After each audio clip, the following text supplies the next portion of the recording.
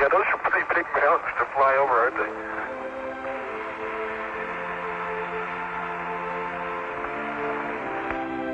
After returning to the LEM to load equipment, they moved to a nearby location to set up a science station similar to those left on previous missions.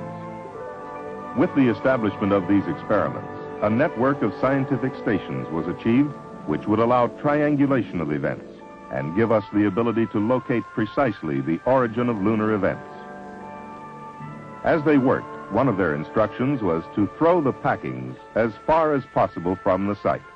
Dave Scott. I'll give you a demonstration here, Joe. Roger. Right on. Here, Joe.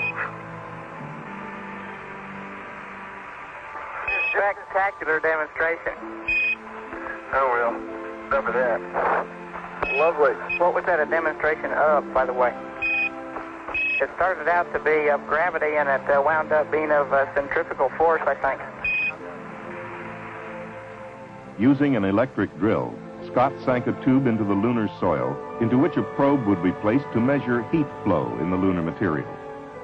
The difficulty in drilling would delay placement of the second probe until the next day.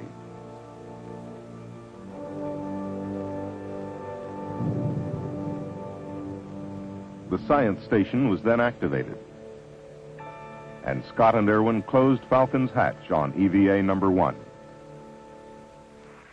Tsiolkovsky is big enough so that you do get some, at least optical impressions of the central peak being higher than the ridges, but I think it's just because the basin is 60 miles above the moon, Al Warden orbited in the command module Endeavour, operating experiments, his observations adding to the wealth of scientific data already accumulated. Okay, I'm looking right down on Littrow now, and a very interesting thing. It looks like a whole field of small cinder cones down there. The detection of cinder cones, clearly of volcanic origin, helped solve another element of the controversy about how much of the moon was formed by volcanoes and how much by meteoroid impact. Warden was operating a series of experiments in the scientific instrument module. These included a mapping camera to shoot lunar features and simultaneously the star field for accurate location of these features, a panoramic camera, a laser altimeter for accurate topographical mapping, and a series of experiments to analyze the chemical makeup of the lunar crust. In the estimation of a number of scientists, this orbital research station would provide the most important information collected during the mission. Down the ladder to the plains of Hadley. August 1st, Scott and Irwin prepared for their second day on the moon. And as Scott checked the inoperative forward steering of the rover, You know what I bet you did last night, Joe? You let some of those Marshall guys come up here and fix it, didn't you? It worked, Dave? Yes, sir. It's working, my friend. Beautiful. their destination was the base of the Apennine Front. Here they hoped to find some of the basic substance of the lunar highlands. As we drive up sun here, I can see Mount Hadley, and the linear patterns in it are really remarkable. Then they began the physical sampling of the Apennine Front, stopping at 4 craters in their traverse. Oh, boy. It's a nice little crater, isn't it? It sure is. Okay, Jimmy, let's go to work. Roger. Look at that. Almost see twinning in there. Guess what we just found? I think we found what we came for. Crystal and rock, huh? Yes, sir. You better believe it. To the untrained eye, it looked like just another rock. But its large crystals, formed in pairs called twinning, showed it to be a section of primal lunar crust, formed during the earliest history of the solar system, not obliterated by billions of years of impacts and lava flows. It was a key to many mysteries. Was the early lunar crust molten? Why differences in color and density between the highlands and lowlands? Nicknamed the Genesis Rock, it stands as a major clue in unraveling the formative processes of the moon, the Earth, and the planets.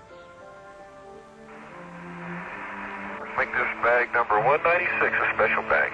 Yes, sir. Joe, this crater is a gold mine.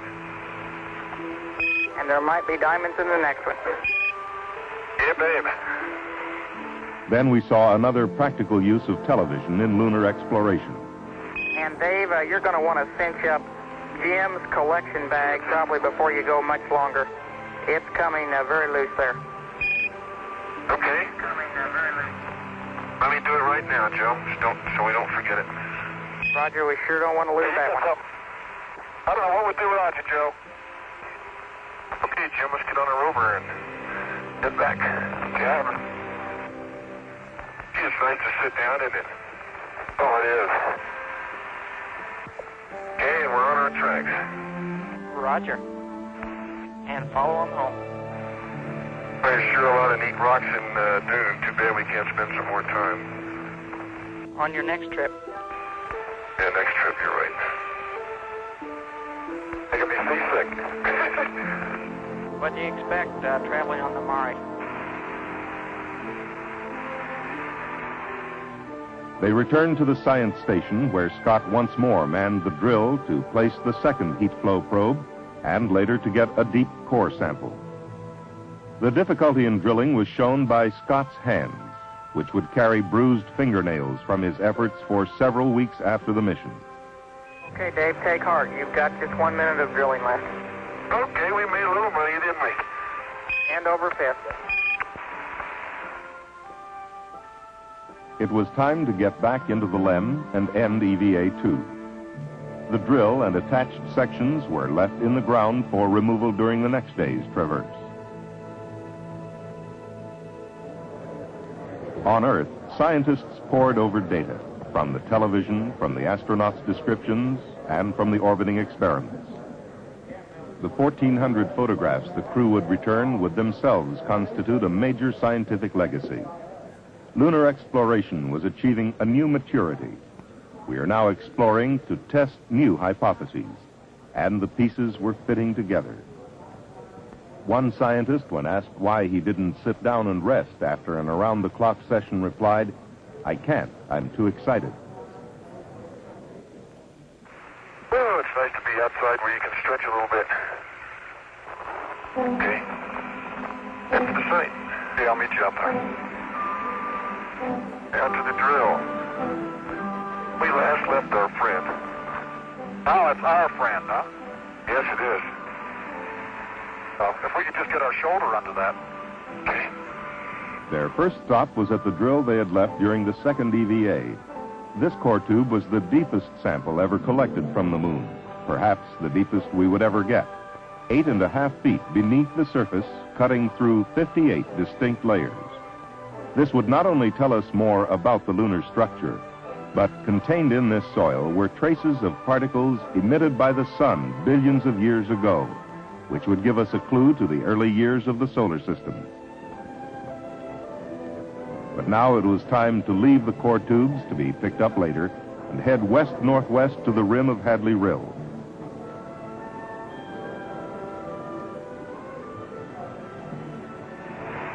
And look at that rill. How about that? I can see maybe 10 very well-defined layers within that unit.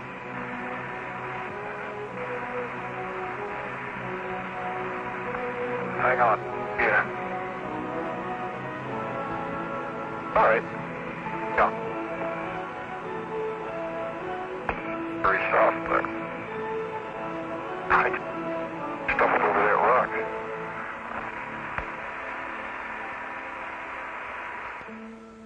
Then Scott and Irwin descended a short distance over the rim of Hadley Rill to get a piece of one of the large